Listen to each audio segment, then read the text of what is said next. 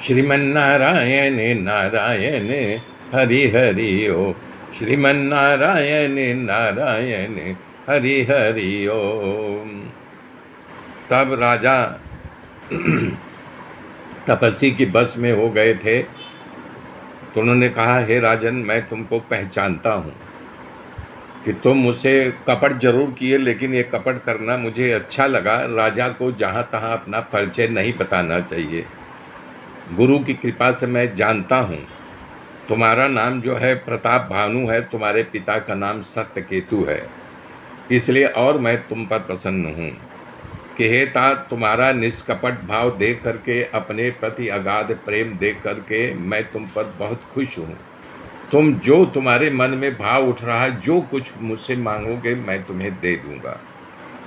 जब ऐसा वचन कपटी तपस्वी ने कहा, तब राजा अति प्रसन्न हो गए। तब उन्होंने कहा, हे दयासागर मुनि, आपका दर्शन पाकर के मैं चारों पदार्थ, अर्थ, धर्म, काम और मोक्ष, चारों मेरे मुट्ठी में आ गया है, लेकिन फिर भी आप कह रहे हैं कि मैं अति प्रसन्न हूँ, जो मांगना चाहते मांग लो।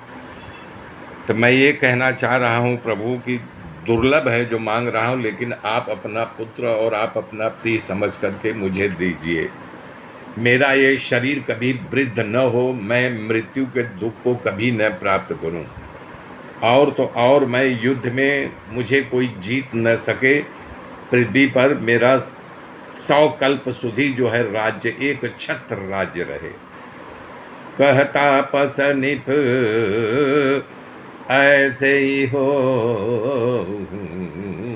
कारण एक कठिन सुनि सो। कालहूँ तू अपद नायसी सा, विप्र कुल छाणी महिषा। तपस्वी ने कहा, राजन, ऐसा ही हो, परंतु इसमें एक विघ्न पैदा हो रहा है, बड़ा कठिन है, फिर भी सुन लो।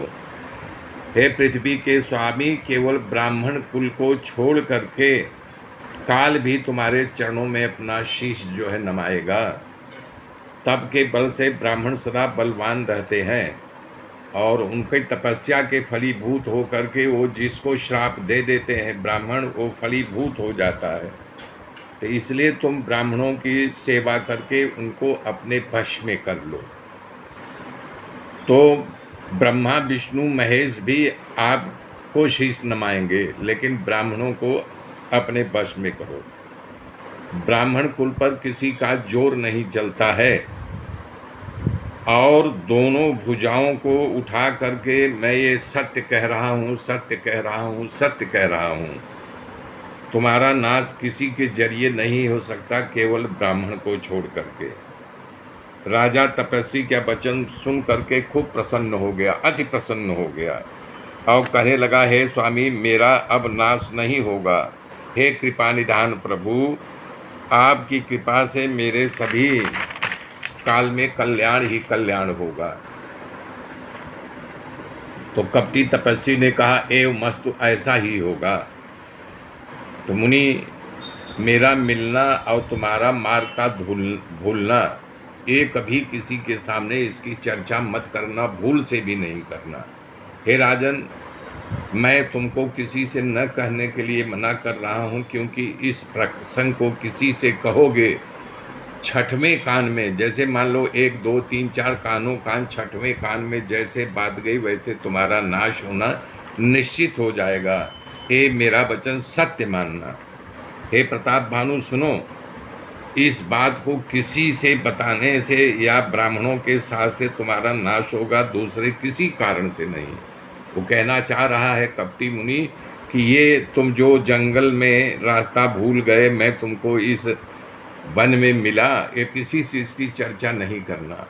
या तो इसको बता दोगे तब तुम्हारा नाश होगा, या ब्राह्मणों के श्राप से तुम्हारा नाश होगा। तो ये सुन करके वो बोले, भले ही ब्रह्मा और शंकर के मन में क्रोध हो, परंतु तुम्हारी मृत्यु नहीं होगी। कपटी मुनि बता रहा है। राजा ने मुनि का चरण पकड़ लिया और कहा, हे स्वामी, सत्य है, ब्राह्मण और गुरु जो है कि इनके क्रोध से कोई किसी से